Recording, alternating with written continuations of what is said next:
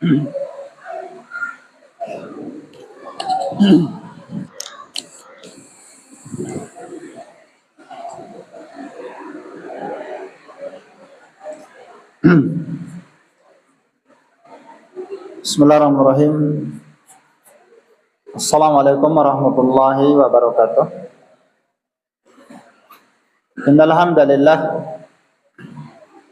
nahmaduhu ta'ala wa nasta'inuhu wa nastaghfiruh wa na'udzu billahi min shururi anfusina wa sayyiati a'malina. Man yahdihillahu fala mudilla lahu wa man yudlil fala hadiya lahu. Asyhadu an la ilaha illallah wahdahu la syarika lah wa asyhadu anna Muhammadan abduhu wa rasuluhu. Yaqulu Allah jalla wa ala ya ayyuhalladzina amanu taqullaha haqqa tuqatih wa la tamutunna illa wa antum muslimun. Wa qaluhu ta'ala ya ayuhan nasu taqu rabbakum alladhi khalaqakum min nafsin wahidah wa khalaqa minha zawjaha wa bassa minhuma rijalan katsiran wa nisaa'a wattaqullaha alladhi tasaaluna bihi wal arham innallaha kana 'alaykum raqiba. Wa qala ta'ala ya ayyuhalladzina amanu taqullaha wa qulu qawlan sadida yuslih lakum a'malakum wa yaghfir lakum dhunubakum wa may yuti'illaha wa rasulahu faqad faza fawzan 'azima. Amma ba'd.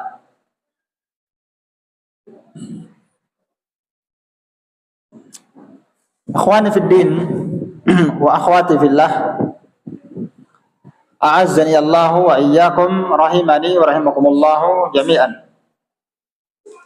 Kita lanjutkan kajian kita di malam hari ini,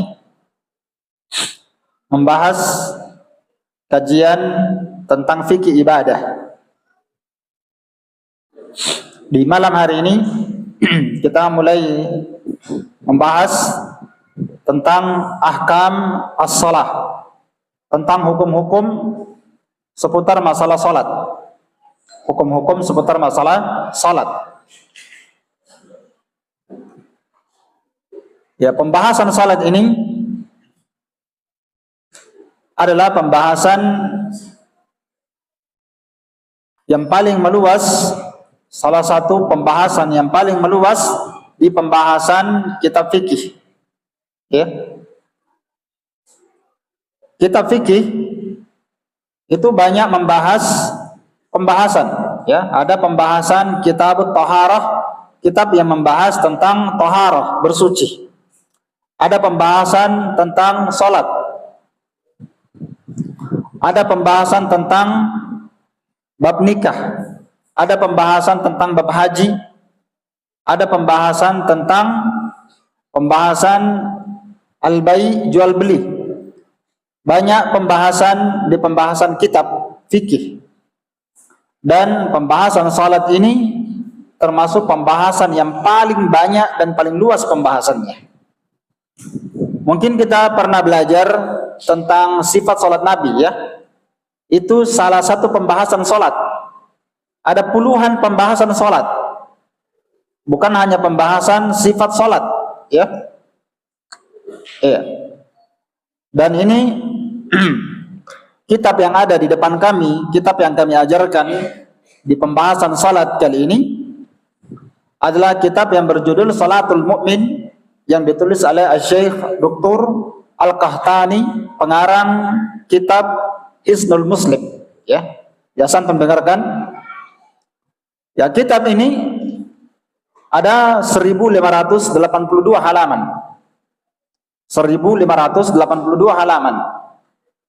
Syekh Dr. Profesor Sulaiman Ar-Ruhaili rahimahullah ta'ala berkata tentang buku ini.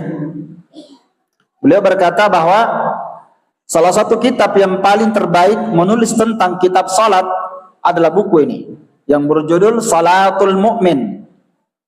Salatul Mu'min. Ini buku yang paling bagusnya berbicara tentang salat. Ya, kalau buku Syekh Albani rahimahullah ta'ala itu fokus di satu pembahasan, yaitu apa? Sifat salat, tata cara salat. Kalau di pembahasan buku ini jauh lebih luas dibandingkan pembahasan itu.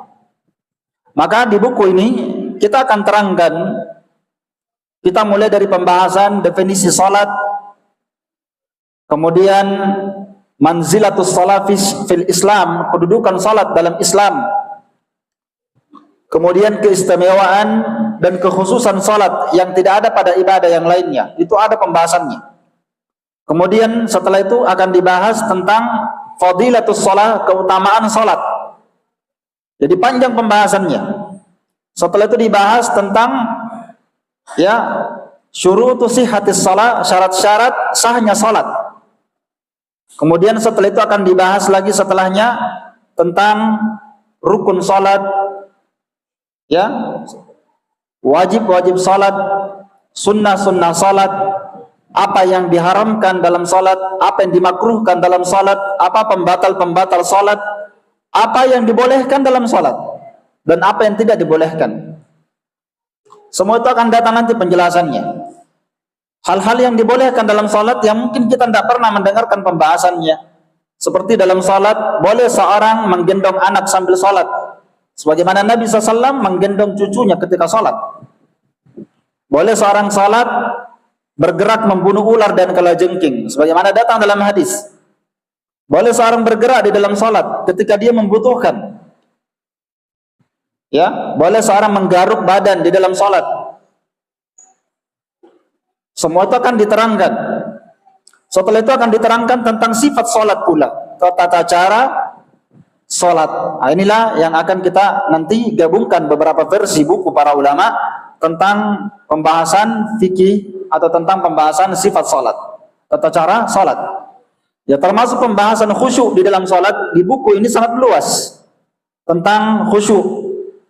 Bagaimana sebab-sebab orang bisa khusyuk, apa penghalang-penghalang orang itu khusyuk dari salat. Nah, dan dibahas dalam kitab ini. Jadi kitab ini ikhwan tentunya membutuhkan waktu. Namanya orang belajar, tidak bisa seorang belajar satu kali duduk langsung jadi Syekhul Islam, tidak bisa. Satu kali duduk langsung jadi ulama, nggak bisa. Orang belajar itu butuh waktu bertahun-tahun, baru dia punya ilmu. Itu pun antum duduk berulang kali, mungkin antum duduk 100 kali, mungkin ilmu yang masuk 10%, 20%, 30%. Sehingga ilmu itu butuh diulang-ulang, butuh diulang-ulang. Nah, jadi di sini pembahasan salat yang ada di buku ini termasuk buku yang kami baca. Ada beberapa buku versi salat yang kami punya di maktabah kami sendiri. Kita kumpulkan buku-buku tentang masalah salat. Banyak sekali kitab berbicara dan membahas tentang salat. Banyak sekali buku.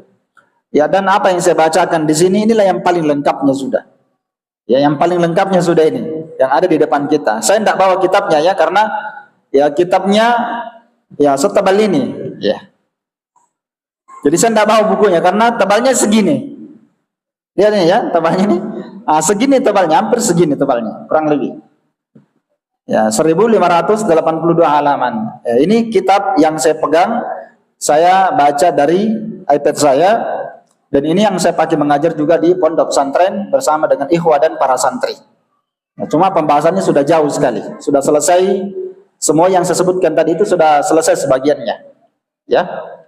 Nah, kita insyaallah ta'ala antum buatkan catatan-catatan ringkas. Karena Nabi SAW bersabda, qayyidul ilma bil kitabah. Nabi SAW bersabda, qayyidul ilma bil kitabah. Ikatlah ilmu agama dengan cara mencatatnya.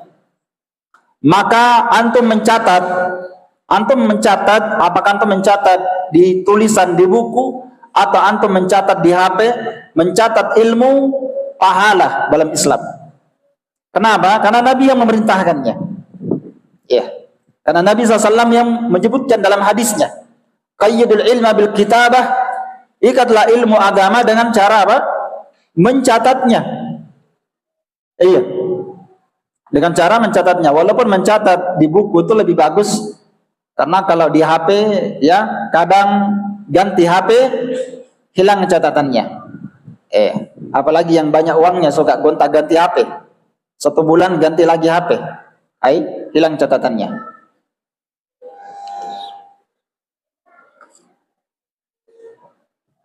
Baik.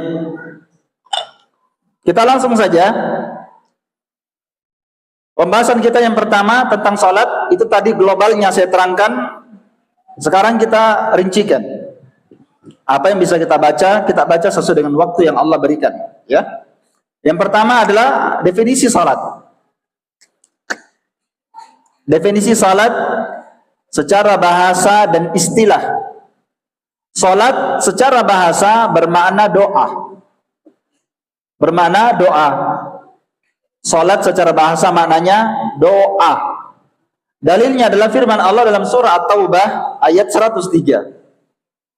Khudh min amwalihim shadaqatan tutahhiruhum wa tuzakkihim biha wa shalli alaihim.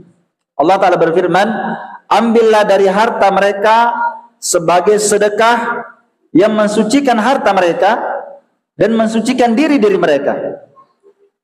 Jadi zakat ini akan mensucikan harta dari yang kotor, yang di dalamnya ada dosa. Dengan mengeluarkan zakat, harta akan jadi bersih dan suci, dan akan mensucikan pelakunya dari dosa.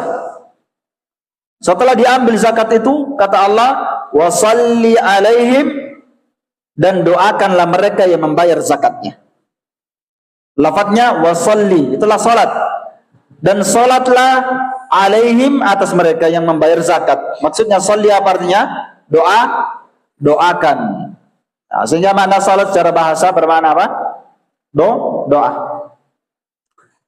Yang kedua, definisi salat secara istilah. Ya, salat adalah ibadatun lillahi dzatul aqwali wal af'al, ma'lumatun makhsusatun. Muftatahima bit takbir wa mukhtatima bit taslim. Salat menurut istilah syariat adalah sebuah ibadah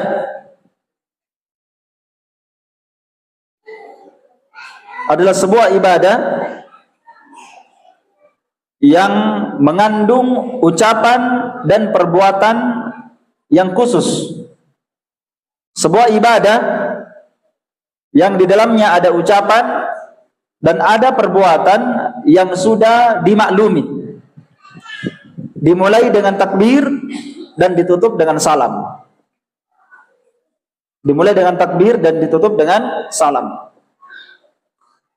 Baik. Kenapa salat yang kita kerjakan dimulai dari takbir sampai salam? Kenapa itu ibadah dikatakan sebagai ibadah salat? Karena di dalam ibadah salat pasti di dalamnya terkandung doa. Karena tidaklah seorang salat kecuali pasti dia berharap kepada Allah Subhanahu wa taala. Iya. Baik. Kita masuk pembahasan yang kedua. Hukum salat.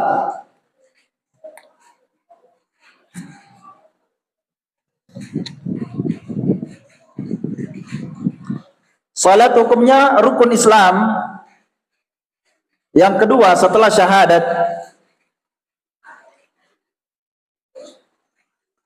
Dan dia hukumnya wajib berdasarkan Al-Quran dan hadis dan ijma' para ulama. Di salat ini wajib berdasarkan 3 dalil. Dari Al-Quran, kemudian dari sunnah Nabi, dan yang ketiga, salat wajib berdasarkan ijma' para ulama. Adapun dari Al-Quran, tinggal dicatat saja. Ada dalam surah Al-Bayyinah ayat 5. Juga Allah sebutkan dalam surah An-Nisa ayat 103. Inna salata kanat 'alal mu'minina kitaban mawquta. Sesungguhnya salat itu bagi orang beriman adalah sebuah ketetapan yang diwajibkan waktu-waktunya. Jadi salat itu sudah ditetapkan waktunya. Ya. Adapun dari hadis, ya sangat banyak sekali. Sangat banyak hadis dari Nabi SAW tentang wajibnya salat. Dan juga ijma' sepakat seluruh para ulama bahwa salat itu wajib. kecuali bagi orang yang haid dan nifas. Salat hukumnya wajib berdasarkan ijma' para ulama kecuali bagi orang yang haid dan nifas. Nah, dibangun di atas pembahasan tadi, nanti akan datang pembahasan bahwa siapa yang mengingkari kewajiban salat, maka dia kafir, keluar dari Islam. Ya. Karena salat hukumnya wajib berdasarkan dalil dari Al-Quran dan Sunnah serta ijma' para ulama. Pembahasan ketiga,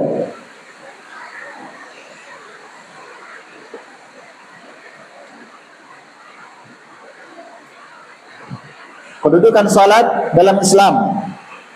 Kedudukan salat dalam al-Islam. Para ulama menyebutkan bahwa salat memiliki kedudukan yang sangat agung dalam Islam. Salat memiliki kedudukan yang sangat agung di dalam Islam. Sehingga Imam Ahmad rahimahullah ta'ala berkata bahwa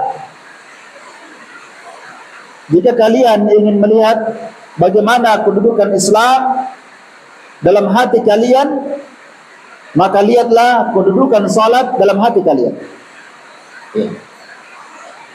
Kalau antum mau melihat bagaimana kedudukan agama Islam dalam hati antum, dalam hati kalian, ya, lihatlah bagaimana kedudukan salat di dalam hati kalian.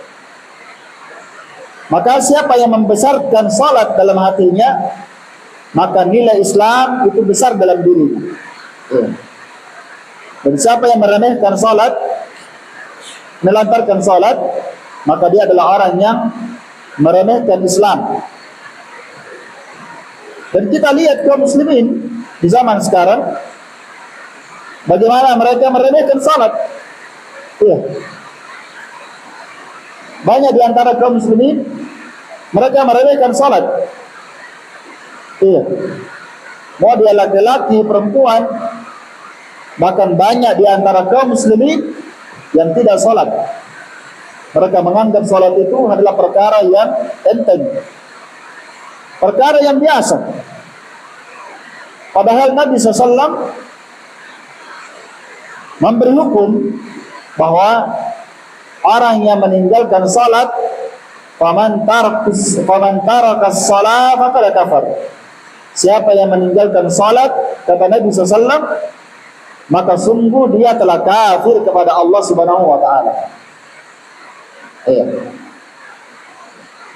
Jadi pembahasan kita, salat memiliki kedudukan yang sangat agung di dalam Islam.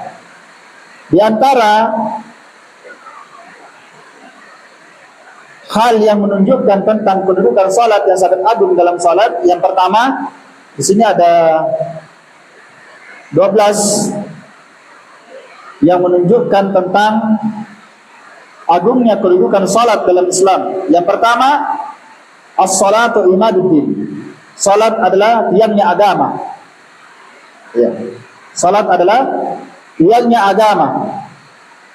Alladzi la yaqumu illa bihi, di mana agama Islam tidak bisa ditegakkan tanpa salat. Karena Nabi SAW menyebutkan bahwa wa amuduhu as-salah, tiang dan pondasinya Islam adalah salat. Tiang pondasinya Islam adalah salat.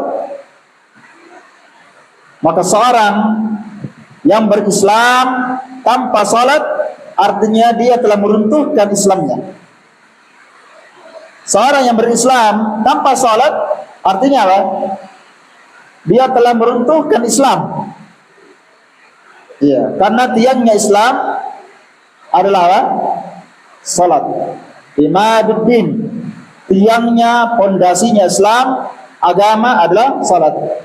Islam tidak akan bisa tegak tanpa salat.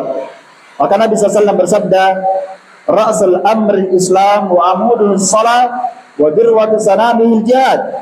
Dalam hadis yang sahih Nabi SAW bersabda bahwa pokok segala urusan adalah Islam.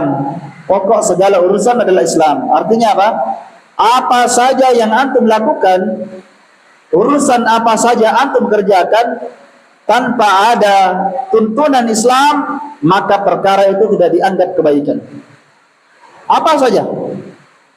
Maka bersabda Rasul Amril Islam, pokok segala urusan, urusan apa saja? Pokok segala urusan, intinya urusan itu adalah apa? Al-Islam. Maka urusan apa saja antum kerjakan, mau dia urusan dunia, mau dia urusan agama, maka ikutilah petunjuk Islam. Ya.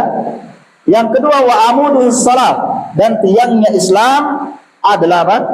Salat. Tiangnya Islam adalah salat, kata Nabi sallallahu alaihi wasallam.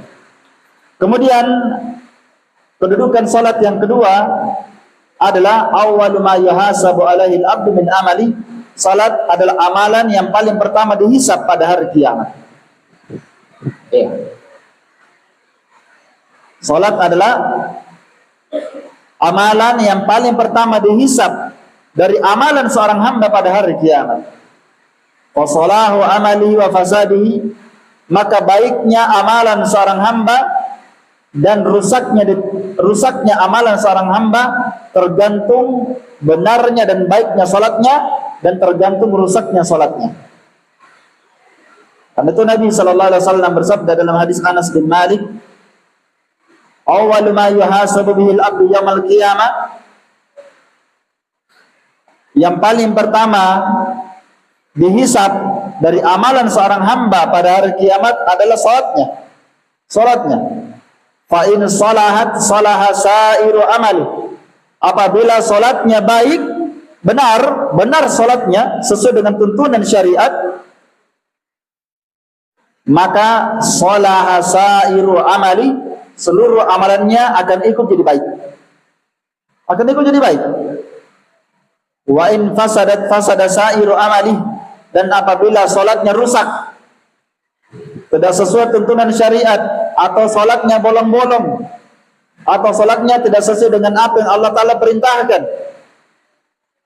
tidak sesuai dengan petunjuk Nabi SAW, salatnya rusak, maka seluruh amalannya akan ikut jadi rusak. Ini dalil bahwa salat adalah perkara yang sangat penting. Iya. Dalam riwayat yang lain, fa in salahat faqad aflah wa anjaha. Apabila salat seorang hamba itu baik, benar, maka sungguh dia telah beruntung. Wa anjaha, dan dia pasti akan selamat pada hari kiamat. Ini salat. Nah,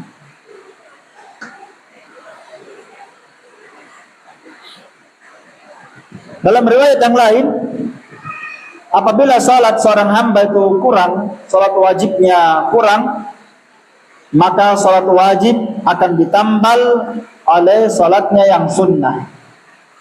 Ya, salat wajib akan ditambal oleh salat sunnah. Yang ketiga, dari perkara yang menunjukkan pentingnya kedudukan salat dalam Islam, akhiru ma yufqadu minad din. Salat adalah akhir yang paling terakhir dicabut dari agama Islam. Salat adalah akhir dari apa yang akan dicabut dari agama Islam. Iya. Jadi dalam Islam ini menjelang hari kiamat,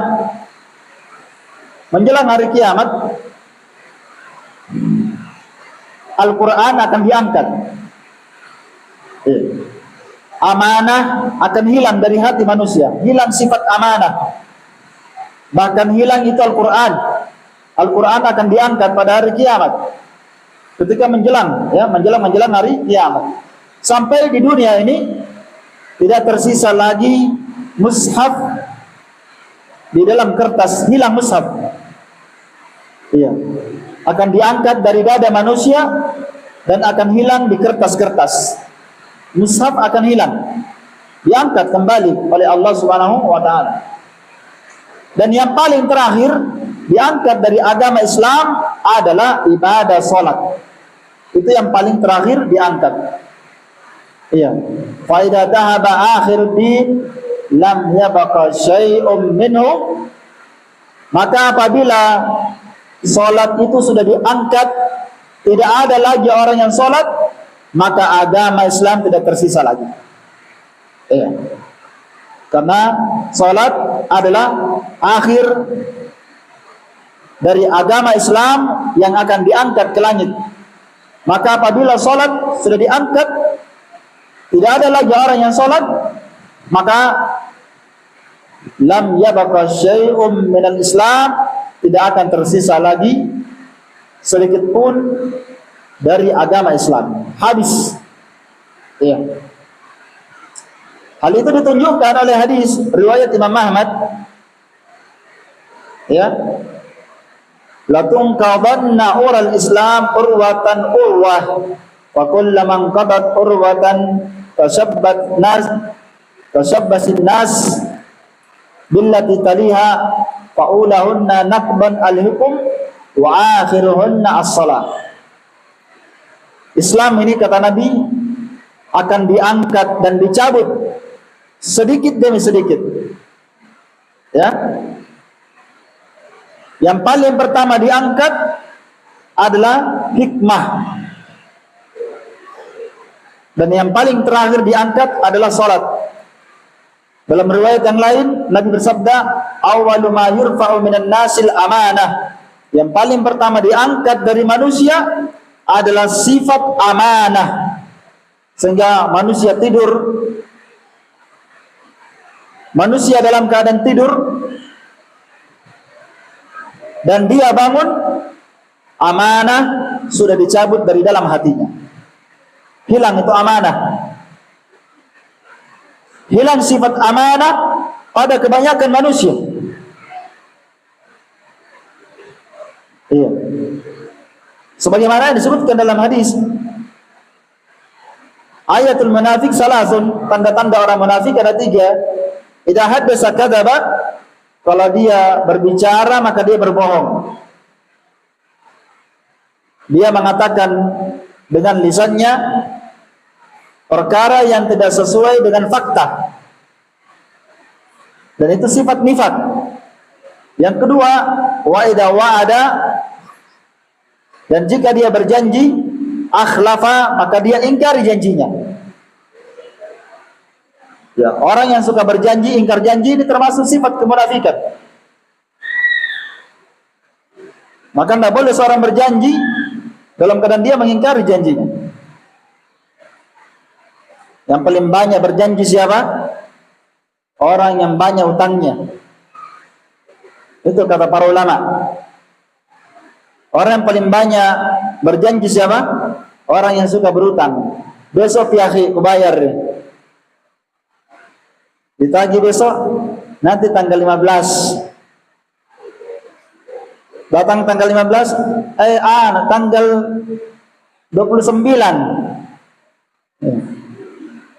Ditagih tanggal 29, nanti tanggal 35. Enggak ada tanggal 35, habis nih tanggal. Ya. Kenapa orang suka berjanji? Karena banyak utangnya. Maka para ulama, maka Nabi SAW dalam hadis, akan datang hadisnya nanti di sini. Iya. Nabi SAW itu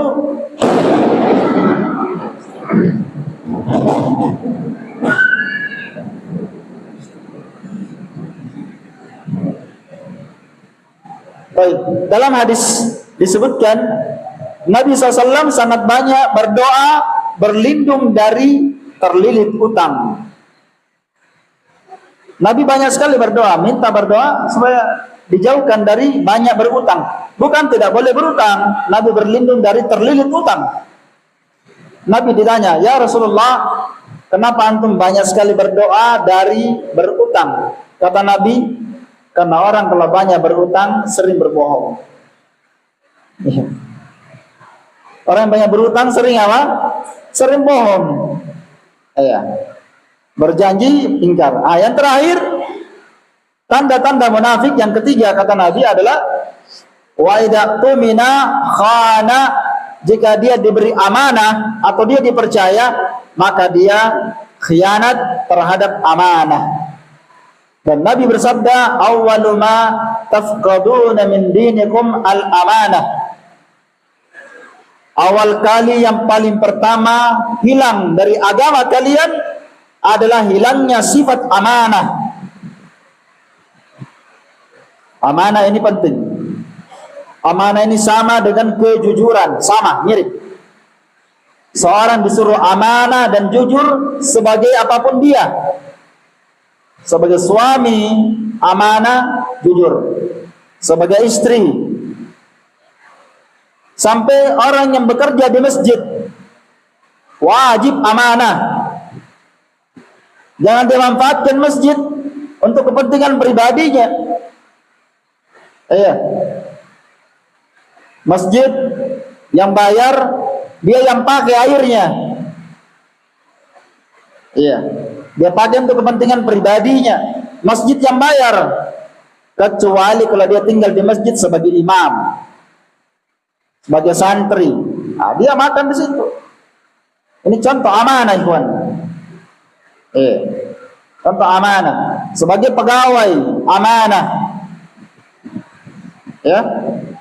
Bekerja di kantor, dia sebagai kasir, sebagai apapun pekerjaannya, wajib amanah.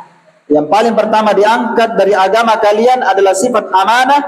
Wa akhiruhu as-salah. Yang paling terakhir diangkat dari agama kalian adalah apa? Salat. Yang keempat, di antara kedudukan salat dalam Islam, akhir wasiyatin awsa bihan nabi ummatahu. Salat adalah akhir wasiat yang diwasiatkan oleh Nabi SAW kepada umatnya. Salat adalah akhir wasiat yang Nabi wasiatkan kepada umatnya. Sebagaimana datang dalam hadis Ummu Salamah, riwayat Imam Ahmad dan disahihkan oleh Syekh Albani, Nabi SAW disebutkan, kata Ummu Salamah, kana min akhir wasiyati Rasulillah, adalah akhir wasiat Rasulullah SAW adalah apa? Nabi berkata, as-salah, as-salah.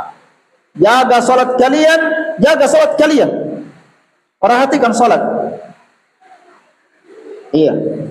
Hatta ja'ala an-nabiyyu yujaljiluha fi sadrihi wa ma yafidu biha lisanuhu, sampai Nabi SAW memberikan wasiat tentang salat. Nabi SAW ketika itu yujaljilu fi sadrihi, sudah bergemuruh dadanya, mau meninggal. Dadanya sudah bergemuruh, sedangkan lisannya sudah mulai kaku. Tetap dia katakan salat, salat, jaga salat, perhatikan salat. Yang kelima, kedudukan salat dalam Islam, Allah Ta'ala memuji orang yang menegakkan salat dan memuji hamba yang bersabar memerintahkan keluarganya untuk salat. Allah Ta'ala memuji orang yang menegakkan salat dan bersabar dalam menegakkannya, bersabar dalam memerintahkan salat kepada keluarganya, istri dan anaknya. Salat ini perkara agung. Jangan kita saja yang salat, karena kita akan bertanggung jawab kepada istri dan anak. Jangan kita saja yang salat, anak-anak tidak disuruh salat, karena bukan pekerjaan yang gampang menyuruh istri dan anak itu salat. Bukan pekerjaan yang gampang, berat. Karena kita disuruh salat sampai kita mati, sampai mati kita salat. Maka Allah Ta'ala berfirman di dalam Al-Quran, wa'mur ahlaka bis-salati wastabir 'alaiha. Perintahkanlah keluarga kalian, istri dan anak kalian untuk menegakkan salat, wastabir, dan berusahalah untuk menyabarkan diri kalian dalam menegakkan salat. Kalimat wastabir, wastabir ini artinya sama dengan wasbir, ya. Cuma ditambah kalimat to, wastabir, tambah to, maknanya sama dengan kalimat wasbir, sabar, sama. Ya, cuma kaidahnya dalam bahasa Arab, ziyadatul mabani tadullu ala ziyadatul ma'ani, bertambah satu bangunan huruf maka bertambah maknanya. Bertambah apa? Maknanya. Jadi kalau dikatakan wasbir, sabarlah antum. Kalau wastabir, sabarlah dengan kesabaran yang luar biasa, gitu. Ya. Dan Allah Ta'ala suruh kita untuk bersabar, memerintahkan keluarga kita untuk sholat. Sabar. Subuh kasih bangun, duhur bangun lagi sholat, asar kasih bangun lagi. Kalau sudah capek lagi, ayo coba nak, ikumani langsung pajak deh, langsung pajak. Tahu saya terserah mau sholat tidak sholat terserah. Maka Allah katakan wastabir, sabar. Sabarnya gimana? Wastabir, sampai pada puncak kesabaran, sabar. Sabar menegakkan salat. Yang keenam, Allah Ta'ala mencela orang yang menelantarkan salat. Ini diantara dalil kedudukan salat dalam Islam. Allah Ta'ala mencela orang yang menelantarkan salat dan malas melakukan salat.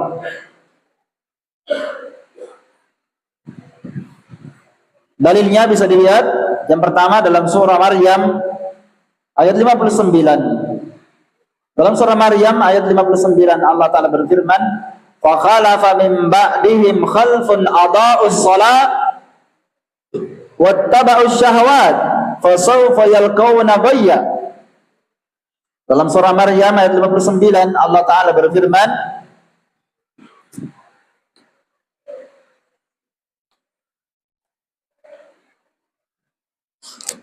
maka datanglah pengganti yang buruk dan jelek setelah mereka. Ini ayat Allah katakan maka datanglah pengganti yang jelek setelah generasi sebelumnya.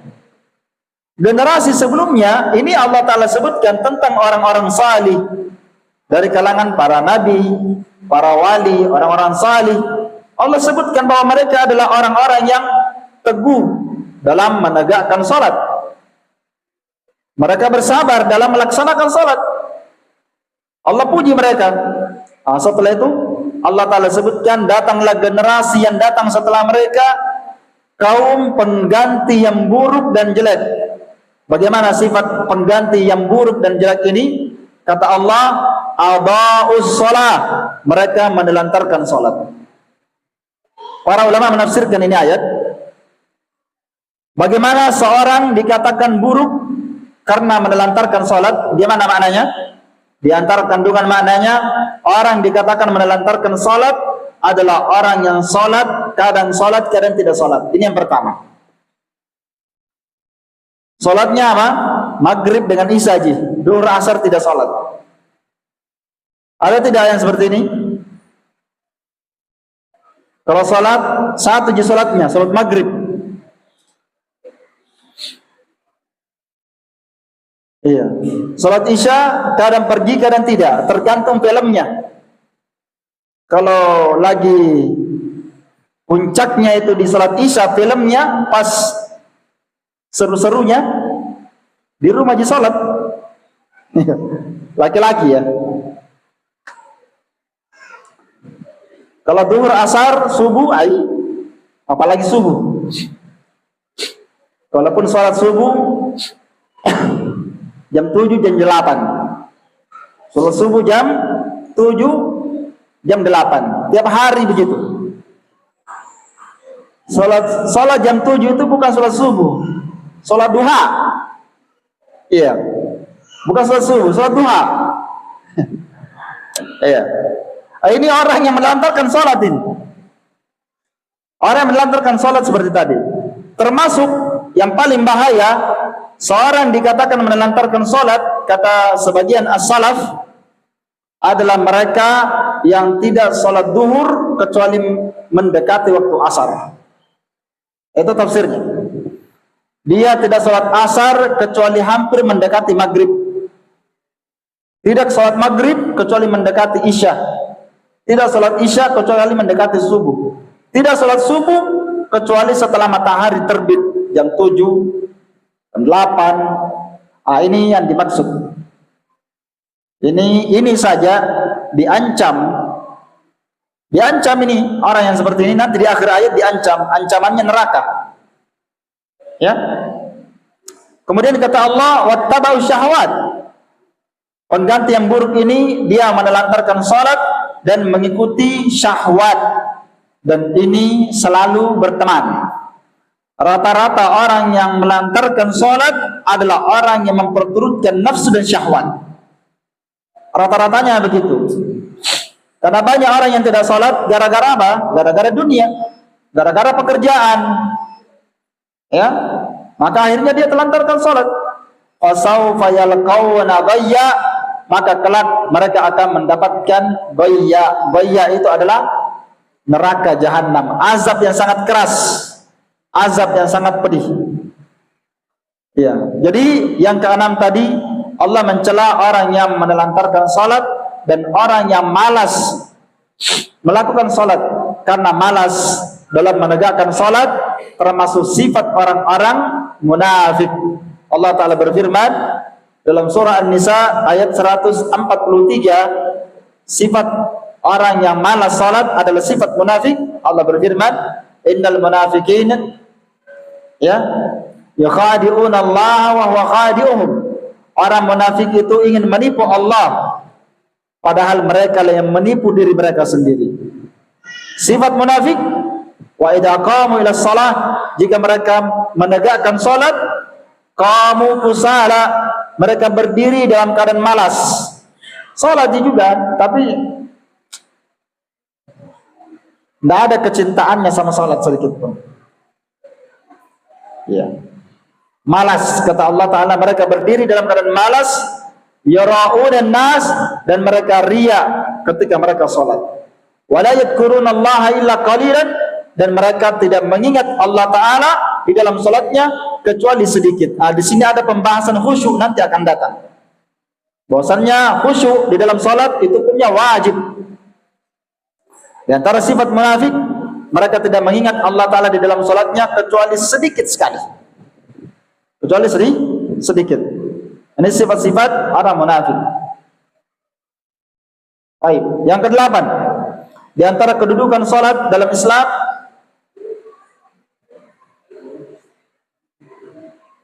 yang ketujuh ya. Ya, yang ketujuh, a'dhamu arkanil Islam. Salat adalah rukun Islam yang paling besar setelah syahadat. Salat adalah rukun Islam yang paling terbesar setelah syahadat. Ini hadisnya sekira sering kita dengarkan. Ya, bunyal Islam ala khamsin. Nabi bersabda, Islam dibangun di atas 5 pondasi, di atas 5 rukun. Apa artinya 5 pondasi? Tidak ada Islam bagi orang yang tidak menegakkan pondasi ini. Nabi mengatakan Islam dibangun di atas 5 pondasi landasan. Artinya apa? Tidak ada Islam kalau tidak ada pondasinya ini. Kalau kita buat ini rukun Islam seperti bangunan rumah atau masjid, maka pondasinya Islam ini sama dengan pondasinya ini masjid. Sama dengan pondasinya rumah. Bisa tidak orang bangun rumah tidak ada pondasinya? Tidak bisa. Tidak bisa jadi. Ini ke masjid, dibangun nggak ada pondasinya, langsung dibangun berdiri nih bata semua, nggak ada pondasinya, nggak ada cakar ayamnya misalnya. Ini masjid akan jadi runtuh. Begitulah Islam. Maka tidak ada Islam tanpa 5 pondasi ini. Maka tidak dikatakan Muslim, ya, orang yang tidak menegakkan rukun Islam ini. Yang pertama syahadat, yang kedua salat, yang ketiga zakat, yang keempat puasa, dan yang kelima berhaji. Ya. Yang kedelapan, mimma yadullu ala idami sya'niha anna Allah lam yufridha fil ardi biwasitati Jibril. Di antara kedudukan salat dalam Islam, Allah Ta'ala tidak mewajibkan salat di bumi dengan perantaraan Jibril. Allah Ta'ala tidak mewajibkan salat di bumi dengan wahyu yang dibawa oleh Jibril. Tidak.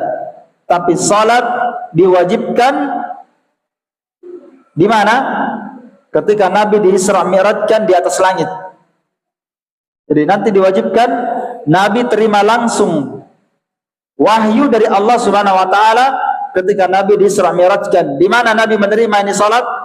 Fawqa sab'a samawat, di atas langit yang ketujuh yang tidak pernah dicapai oleh Nabi dan Rasul yang lainnya. Bayangkan ya, itu Nabi ketika di Isra Mi'rajkan, Nabi melewati langit pertama, berjumpa dengan Nabi Fulan, Nabi Fulan. Dalam keadaan semua Nabi itu sudah meninggal, Nabi masih hidup, dibawa ke langit oleh malaikat Jibril. Di langit pertama Nabi berjumpa dengan Nabi Fulan, berapa orang? Naik lagi ke langit kedua, berjumpa dengan para Nabi dan Rasul, ruhnya ya. Langit ketiga, langit keempat, sampai di langit yang ketujuh berjumpa dengan Nabi Musa alaihissalam. Setelah itu Nabi SAW diangkat di atas langit yang ketujuh, di atasnya lagi langit yang ketujuh, yang tidak pernah dijamah oleh Nabi dan Rasul yang lainnya. Nabi sampai ke sana, sampai ke Sidratul Muntaha, dan Nabi SAW menerima titah ini, wahyu dari Allah Subhanahu Wa Taala untuk melaksanakan sholat. Iya. Berarti ini sholat bukanlah syariat biasa. Langsung Nabi terima di langit yang ketujuh. Iya. Kemudian yang kesembilan, sholat ini awalnya diwajibkan 50 rakaat. Itu keistimewaannya sholat, kedudukan sholat. Bahwasannya sholat ini awalnya diwajibkan berapa rakaat? 50 rakaat. Ini dalil menunjukkan bahwa Allah Ta'ala sangat mencintai itu sholat. Makanya Allah wajibkan berapa? 50 sholat, 50 kali sholat. Iya. Kita sekarang kewajibannya berapa kali sholat? 5 kali. Awalnya 50 kali sholat dalam sehari semalam. Ini saja 5 ini ya, tindre-tindre orang kerjakan. Iya. Mana kira-kira kalau 50 kali sholat dalam sehari? Bayangkan ya. Iya. Makanya Nabi Muhammad menerima ini sholat 50 kali sholat sehari semalam. Nabi Muhammad turun, ketemu Nabi Musa. Apa kata Nabi Musa? Mati umatmu, tak bisa itu. Umatmu tidak akan mampu melakukannya, kata Nabi Musa. Kenapa? Saya sudah mencoba Bani Israel, tidak bisa. Tidak bisa Bani Israel. Padahal Bani Israel, mana lebih kuat? Bani Israel umatnya Nabi Musa atau umatnya Nabi Muhammad? Mana lebih kuat? Lebih kuat itu Bani Israel. Umur mereka lebih panjang, ratusan tahun. Ratusan tahun umurnya. Iya. Badannya lebih besar. Kata para ulama, badannya orang dulu lebih besar. Rezekinya lebih banyak. Badannya lebih kuat. Umatnya Nabi Muhammad ini, coba lihat, kita tiap hari, dulu kita SD masih besar-besar ya. Sekarang anak SD itu, yang kelas 1 itu kayak baru lahir itu. Kecil sekali. Ya. Kelemahan umat Nabi Muhammad ini, umurnya pendek, badannya kecil, rezekinya lebih sedikit kata para ulama dibandingkan umat di zaman dahulu. Mana dalilnya? Oh, banyak sekali. Rezekinya umat dulu itu lebih banyak. Dunia yang mereka dapat lebih banyak dibandingkan dunianya umat Nabi Muhammad. Makanya dulu kata para sebagian as-salaf, di zaman dahulu mereka diberikan delima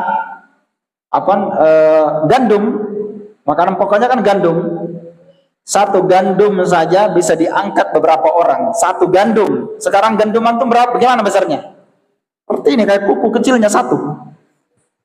Iya. Yeah. Buah-buahannya satu saja bisa diangkat 9 orang. Satu buah. Sekarang buah apa sekarang yang besarnya yang dimakan? Coba sebut apa? Tidak ada kan? Paling durian motong itu. Itu pun durian montong itu bisa antum habiskan satu orang. Ya, kalau dulu diangkat sama beberapa orang, satu buah saja. Buah itu berubah jadi kecil itu buah. Iya. Kenapa? Karena rezeki umat ini lebih sedikit dan umur umat ini lebih pendek. Kenapa? Apa hikmahnya kata para ulama? Karena Allah Ta'ala lebih mencintai umat ini, sehingga mereka tidak diberikan umur yang panjang seperti umat terdahulu. Semakin panjang umurnya, semakin keras hatinya. Jadi tidak bagus itu umur terlalu panjang, karena terlalu banyak dosa. Iya. Maka umur umat ini kata Nabi SAW, a'maru ummati ma baina 60 ila 70. Umurnya umatku antara 60 sampai 70. Wa aqalluhum, dan sangat sedikit di antara mereka yang melewati umur itu. Sedikit. Jadi kalau umur tak sudah 50 tahun, 55 tahun, atau sudah mau 60 tahun, jangan lagi berpikir masih ada 30 tahun ini. Jangan. Perbanyak ibadah, istighfar dan taubat. Sudah umurnya 50 tahun ke atas, 60 tahun apalagi, jangan berpikir kayaknya mau bangun walet lagi nih 10 tingkat, rumah 3 tingkat. Jangan. Perbanyak istighfar. Betul ini, Wan. Betul. Nasihat itu. Iya. Maka dulu di zaman as-salaf kata Imam Nawawi rahimahullah taala, dulu penduduk Madinah di zaman dahulu, penduduk Madinah, orang-orang di penduduk Madinah itu, satu kota Madinah, kalau orang sudah 40 tahun umurnya, tidak ada fokus dunia. Fokus begini, ya Allah Akbar, astagfirullah, subhanallah. Tidak ada itu pikirin bagaimana lagi nih, bagaimana lagi. Tidak ada itu. Dan seperti orang sekarang ya, biar bukan urusannya diurusi juga. Bagaimana lagi kalau itu bagaimana lagi? Nah, ada gunanya itu. Urus diri sendiri saja. Tidak lama lagi kita mati. Sudah 40 tahun, fokus di akhirat. Ya, bahasanya kakinya sudah masuk kuburan satu. Dan fokus perkara-perkara yang tidak berguna dan tidak bermanfaat. Tidak ada gunanya. Iya. Ada gunanya. Jadi tadinya sholat ini 50 rakaat, 50 kali sholat. Berjumpa Nabi Musa berkata, saya sudah uji umatku, tidak bisa, minta kurang. Nabi Muhammad naik ke atas, dikurangi jadi 45, berkurang 5. Turun lagi, berjumpa Nabi Musa berkata tidak bisa. Terus berbolak-balik Nabi Muhammad, sampai jadi 5. Itu pun sudah 5. Ketemu Nabi Musa masih berkata apa? Masih belum mampu itu. Minta lagi kurang. Kalau perlu kasih kurang lagi, 3-2 kah apa? Ya. Nah, kata setelah disampaikan oleh Nabi Musa seperti itu, turunlah firman Allah Ta'ala, suara bahwa ketetapanku sudah tetap 5 sholat. Tidak bisa dirubah. Hanya saja kata Allah, 5 kali sholat ini seimbang pahalanya 50 kali sholat. Itu namanya keutamaan. Cuma 5 kali sholat seimbang berapa? 50 kali sholat. Kan dalam Al-Quran kaidahnya, setiap satu kebaikan akan dilipat gandakan menjadi berapa? Minimal 10. Berarti kalau 5 kali berapa? 10. Sementara kalau kita sholat di masjid, berapa didapatkan pahala? 27 derajat. Apa itu 27 derajat? Derajatnya antum diangkat 27 kali. Iya. Satu kali sholat di masjid 27 derajat. Kalau antum 5 kali sholat, ya, 27 kali 5, sekali dulu nih, karena saya tidak hafal kali-kali. 135 derajat. Satu hari itu. Satu hari. 135 derajat antum dapatkan, bayangkan. Iya. Sehingga Allah Ta'ala akan membalas orang itu dengan sholatnya pada hari kiamat. Ini termasuk amalan yang paling agung setelah syahadat, setelah tauhid. Gimana lagi kalau dia kerjakan sholat di Masjidil Haram? Satu kali sholat berapa di Masjidil Haram? 100.000 kali sholat. Antum tahu berapa kali itu 100.000 kali sholat? 100.000 kali sholat. Satu kali sholat di Masjidil Haram sama kalau kita sholat di sini 100.000 kali. Antum tahu berapa itu 100.000 kali? 20.000 hari 20.000 hari baru antum dapat itu 100.000 kali sholat. 20.000 hari. Kalau antum kasih tahun itu berapa tahun? 20.000 hari? 54 tahun. Maka satu kali antum sholat di Masjidil Haram, satu kali sholat di Masjidil Haram, 100.000 pahala sholat, sama kalau antum sholat di sini 50 tahun lebih. Satu kali sholat itu. Coba bayangkan ya. Kalau bulan Ramadan, pahalanya berlipat-lipat. Iya. Ini bukan lagi menjual tiket ya. Kita tidak sedang menawarkan jasa, tapi itu adalah dorongan buat antum. Tidak ada orang di antara antum kecuali pasti sebenarnya bisa berumroh, bisa semua orang. Yang penting ada niat dan keinginan untuk berumroh dan berhaji. Bisa. Ya, kalau sudah ditanamkan nih, nggak bisa misalnya itu haji dan umroh, pasti itu nggak bisa. Ya, karena antum sudah tanamkan dalam diri antum. Coba antum menabung. Menabung 2 tahun ke depan, 3 tahun ke depan, cukup uang antum berumrah ki. Luar biasa itu umrah, ya. Luar biasa pahalanya. Baik, ini yang ke-9. Insyaallah taala kita lanjutkan pada pertemuan akan datang. Kita azan dulu baru kita lanjutkan tanya jawab. Ya. Allah taala alam bisawab. Naktabi bihadzal qadar. Subhanakallahumma wa bihamdik asyhadu an la ilaha illa anta astaghfiruka wa atubu ilaik. Alhamdulillahi rabbil alamin.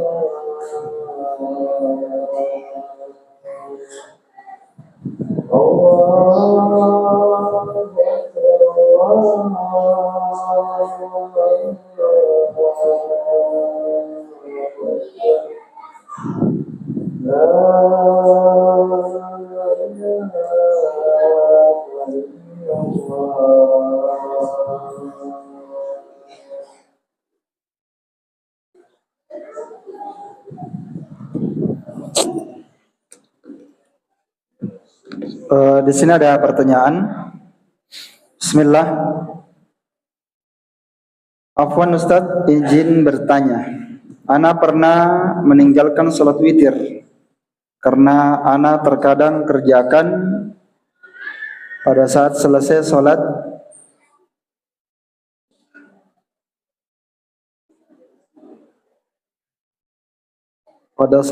malam. Iya. Kadang ana kerjakan pada saat selesai sholat malam.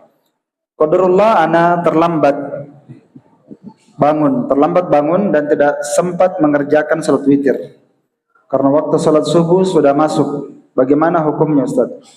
Semoga Allah selalu memberikan kesehatan.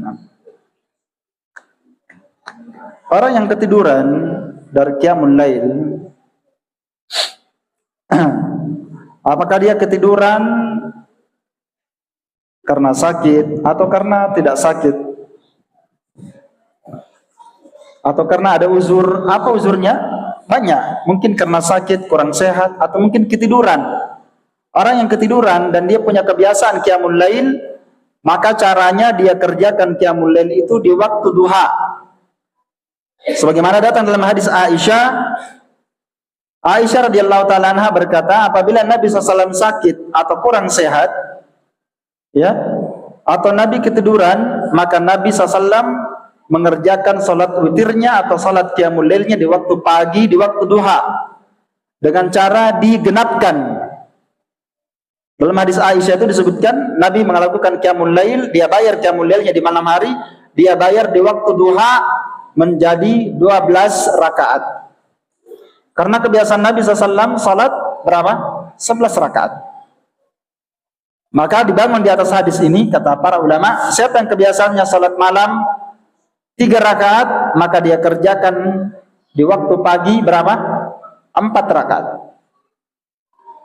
Kalau dia ketinggalan, ya, kalau dia tidak sengaja ketiduran atau sakit, tidak sengaja dia tinggalkan padahal dia punya kebiasaan, maka dia mengkodoknya, namanya dia mengkodok witirnya di waktu pagi, di waktu duha. Kalau kebiasaannya 6, apa kebiasaannya 7, dia kerjakan jadi 8. Kalau kebiasaannya 1 rakaat saja, dia kerjakan pada waktu pagi 2 rakaat dengan niat mengkodok salat witir. Nah, ada yang lain? Mungkin ada yang mau bertanya pakai mic.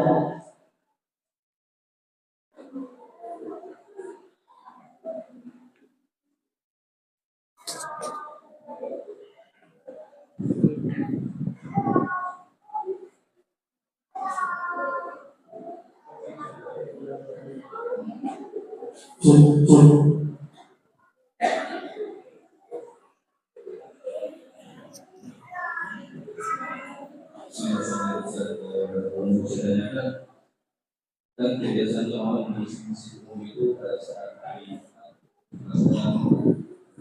membaca surat As-Sajdah. Mana pada cara yang harus dilakukan hari itu semuanya sulit dilawat. Iya. Baik.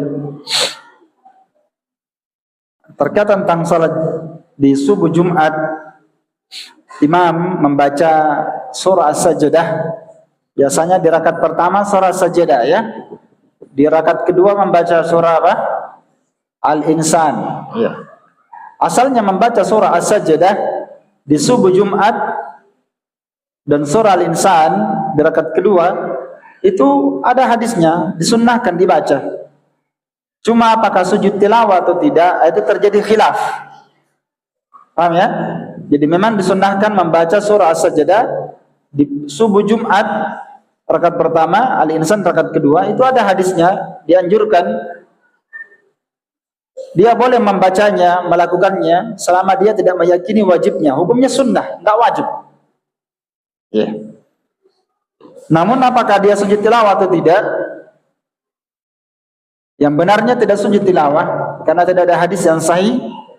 Tidak ada hadis yang sahih Nabi membaca surah As-Sajdah di subuh Jumat dan Nabi sujud tilawah. Hanya saja kalau imamnya melakukannya, maka kita sebagai makmum ikut antum ikut bersujud. Iya. Karena asalnya imam dijadikan untuk diikuti. Innama ju'ilal imam liyutamma bi. Kalau dia sujud tilawah dia baca itu, dan itu memang sebagian ulama ada isyarat yang berpendapat dengannya, maka tidak mengapa antum ikut, itu tidak apa-apa ya. Itu boleh saja. Setahu saya nggak ada ulama yang mengatakan itu bid'ah, nggak ada. Ya, hanya saja yang lebih tepat tidak sujud tilawah, tidak sujud. Tapi kalau imamnya sujud, antum ikut sujud, jangan berdiri. Nanti antum bikin masalah di masjid. Antum orang sujud, antum berdiri, antum bikin masalah namanya. Karena tidak ada ahlus sunnah yang berbuat seperti itu, nggak ada. Ulama maupun penuntut ilmu nggak ada yang melakukannya. Kalau imamnya sujud, dia tidak sujud, itu nggak ada yang begitu. Semuanya ikut bersujud, antum ikut sujud. Iya, nggak apa-apa antum ikut sujud. Baik. Kalau ada masjid yang tidak sujud tilawah, antum pergi ke masjid lain. Iya. Kalau misalnya tidak masuk pas tidak sujud tilawah Enggak boleh begitu. Maksudnya antum sengaja. Tunggu dulu begini, nonton dulu. Sudah sujud bermasuk ya? Enggak. Salah itu. Enggak benar. Antum datang saja. Antum kalau orang sujud, ikut sujud. Kalau antum dapat, kalau tidak, ya tidak. Ya.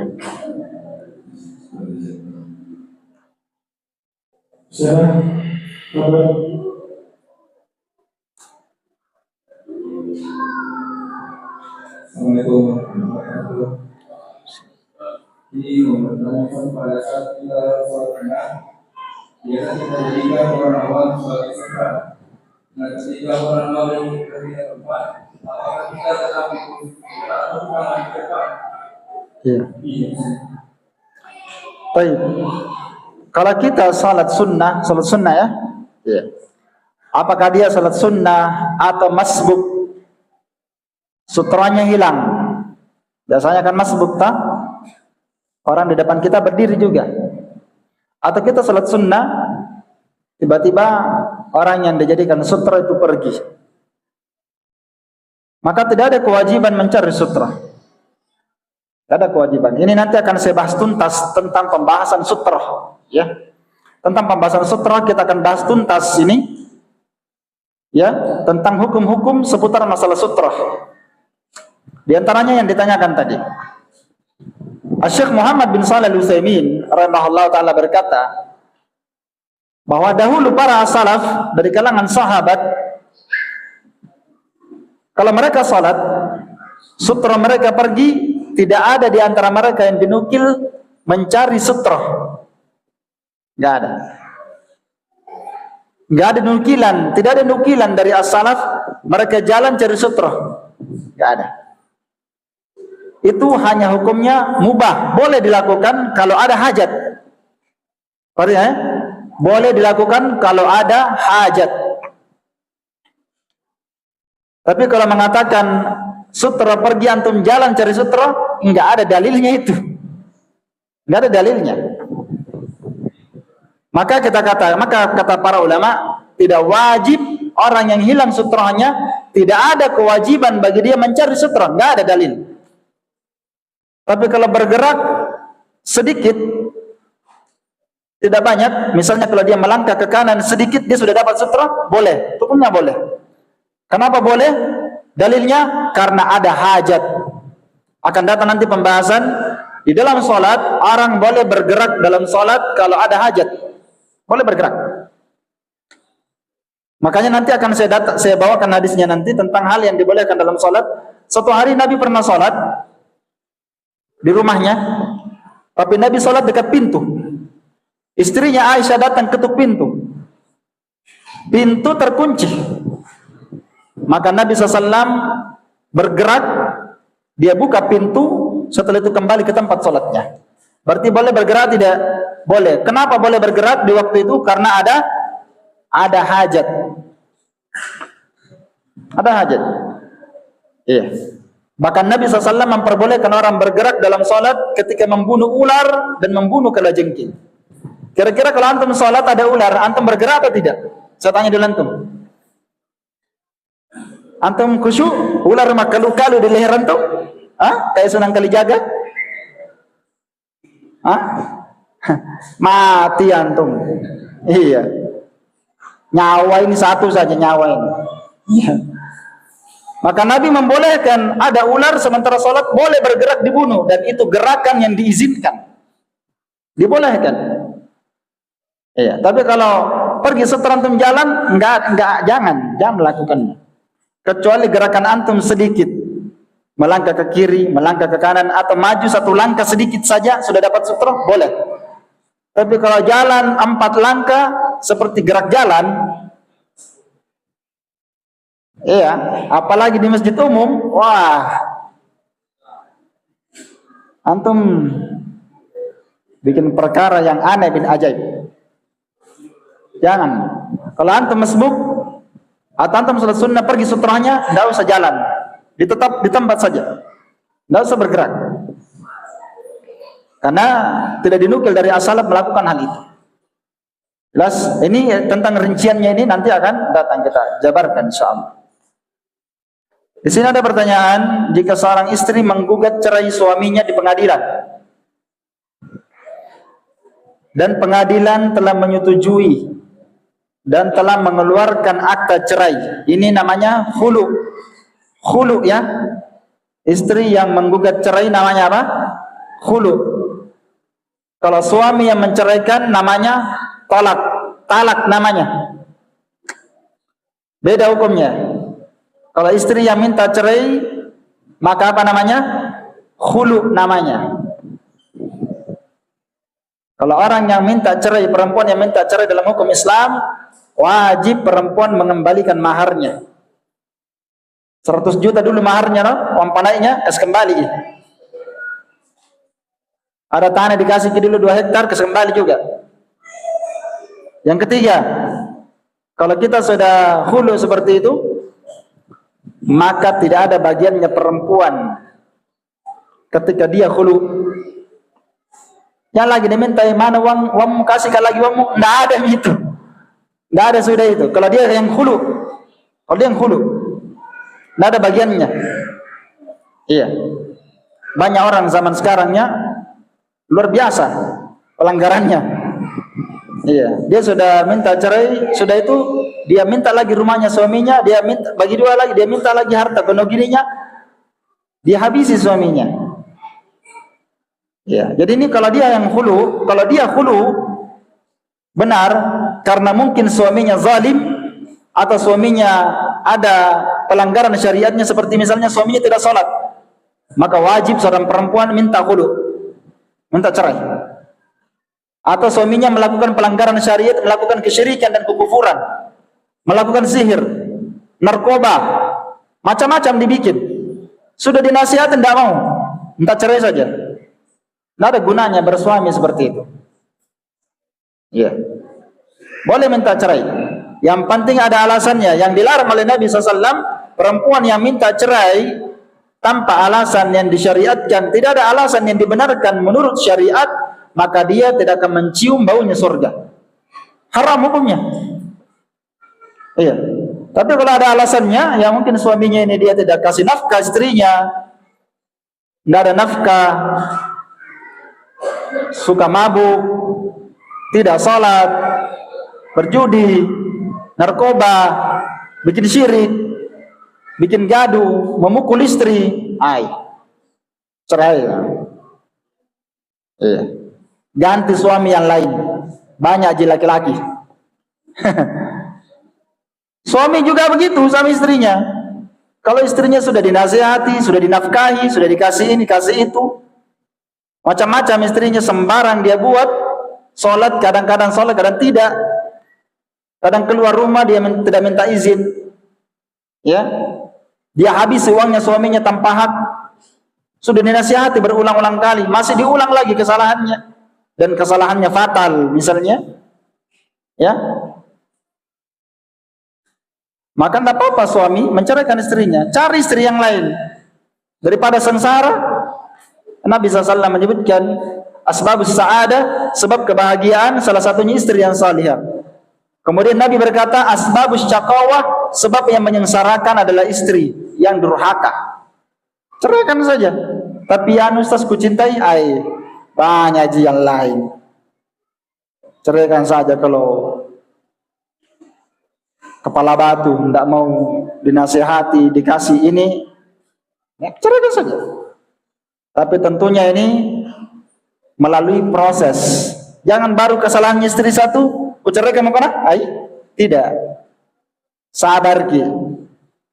Istri saya suka mengomel, suka begini. Sabar ki. Sabar ki. Jangan baru satu kesalahan istri, dua kesalahan istri, langsung diceraikan. Tidak. Saya tidak mengatakan bergampangan bercerai. Tidak. Bercerai itu tidak baik. Dan tidak ada orang bercerai di dunia ini, kata para ulama, tidak ada orang bercerai di dunia ini kecuali pasti sebabnya adalah syaitan. Pasti. Karena ada hadisnya. Syaitan yang menyuruh dia. Ada hadisnya ya. Syaitan yang membuat orang jadi bercerai. Syaitan datang kepada suaminya, ini istri tak ini tak bagus ini, cerewet, sudah hitam cerewet lagi, banyak minta uang lagi, cerai kami saja itu, cari ke perempuan yang lain. Setelah itu syaitan datang kepada istrinya, itu suami memang itu sudah ada keinginannya dia ceraikan antum, siap-siap memang maki. Jadi syaitan datang gitu, dia bisiki dua-duanya. Kata para ulama, kapan anda mendengarkan syaitan, maka anda akan menceraikan istri, istri akan minta cerai kepada suami. Semua itu adalah ulahnya syaitan. Jadi belajar baik-baik. Jangan bergampangan menceraikan dan jangan bergampangan minta cerai. Ya. Konsultasikan kepada seorang yang berilmu bagaimana seputar masalah cerai dan talak. Nah, kalau seorang perempuan dia minta cerai di pengadilan dan sudah disetujui oleh pihak pengadilan dan telah mengeluarkan akta cerai, tapi suami tidak pernah menjatuhkan talak kepada istri, apakah suami istri ini masih boleh rujuk kembali? Ini hukum bukan kepada saya dan kepada ustadz, dikembalikan kepada siapa? Pihak pengadilan. Bukan kita yang kasih hukum. Ini bukan wewenang kita semua ini. Ini wewenangnya siapa? Wewenangnya pemerintah dan pengadilan yang kasih wewenang. Jangan kita masuk di sini. Saya juga tidak bisa masuk di sini. Tidak mungkin saya berkelahi dengan pengadilan ya. Kalau saya bilang A, pengadilan bilang B, bagaimana? Ini bukan urusan saya nih. Kembalikan kepada pengadilan ini. Kalau sudah dipanggil suaminya berulang kali, ya, ternyata dia tidak hadir, dia tidak mau, berarti dia mau kalau istrinya cerai. Ya. Kembalikan kepada pihak pengadilan. Wallahu a'lam. Sudah? Terakhir, ya. Salam. Saya mau tanyakan, ketika kita sedang tawaf, di mana di sholatnya kita kata, tapi setelah sampai tujuan kita hanya 3 kali atau 4 kali. Apakah sholatnya tidak dikata selama 3 hari? Pembahasan tentang safar ini jawabannya panjang ya.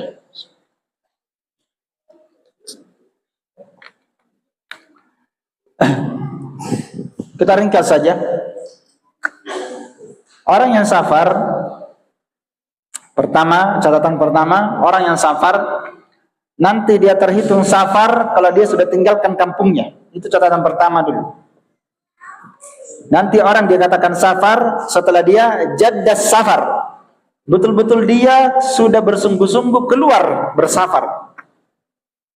Ada orang hukumi dirinya safar, dia mau ke Makassar, masih di kampungnya, dia sudah qasar sholatnya.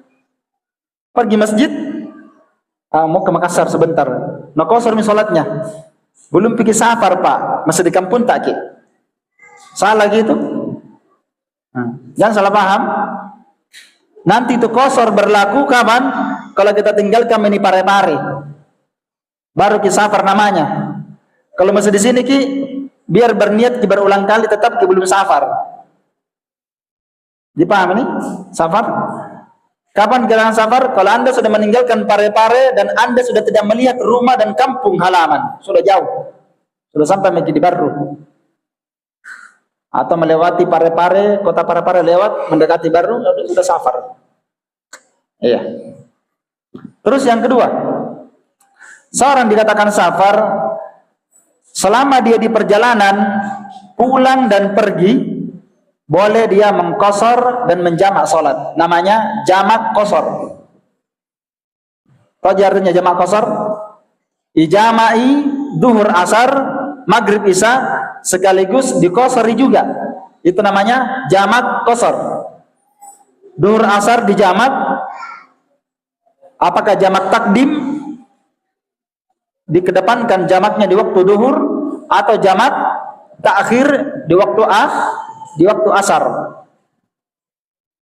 Ya, itu dijamak namanya, digabungkan dua salat. Kemudian diqasar juga, duhur 2, asar 2. Apa artinya qasar? Qasar artinya dikurangi. 4 jadi 2. Kalau 3, maghrib tetap 3. Jadi dikurangi maghrib 3 jadi 2. Tidak sah salat tak? Enggak ada ulama yang mengqasar seperti itu, ya, yang mengajarkan seperti itu. Jadi yang diqasar itu maghrib isya, isyanya saja jadi 2. Dikerjakan di waktu maghrib kah atau dikerjakan di waktu isya bisa. Paham ya? Berlaku jamak qasar ini di mana? Satu, di perjalanan, pergi pulang. Yang kedua, berlaku jamak qasar ini kalau kita sudah sampai di tujuan. Di mana tujuan tak? Terserah antum. Mau di Makassar, di Pangkep, ya, mau di Sengkang. Dari sini ke Sengkang kan safar ya. Mau di Bone, mau di Sinjai, atau lebih jauh daripada itu. Yang penting 60 kilo ke atas. 60 kilo ke atas. Walaupun yang lebih kuat ada 2 di sini. Yang lebih kuat orang dikatakan safar itu kalau dia di tempat dia dianggap sebagai safar. Adat kebiasaannya orang di situ dianggap sebagai safar. Kalau tidak bisa hitung ini, tidak bisa tahu ini urf di situ, maka dia kembalikan 70 kilo ke atas saja. Kalau sudah 60 kilo ke atas, safar begitu. Paham ya? 60 kilo ke atas, 70 kilo, 80 kilo, apalagi 100 kilo. Nah, jadi waktu menjamak dan mengqasar di perjalanan. Yang kedua, ketika sampai di tujuan. Berlaku jamak dan qasar ketika sampai di tujuan. Tapi ini catatannya di sini, kalau sampai di tujuan boleh dia jamak qasar kalau dia sedang tidak bersantai. Kalau dia masih sibuk sampai tujuan memang, misalnya pas baru tiba di waktu duhur, masih capek, dijamak duhur dan apa? Asar. Tapi kalau sudah tinggal mikir di situ 1 hari lebih, 2 hari, 3 hari, duduk-duduk minum kopi, makan kue santai-santai, baring-baring, maka Anda tidak menjamak lagi. Anda tidak menjamak lagi. Tapi Anda pergi ke masjid kalau ada azan yang dikumandangkan.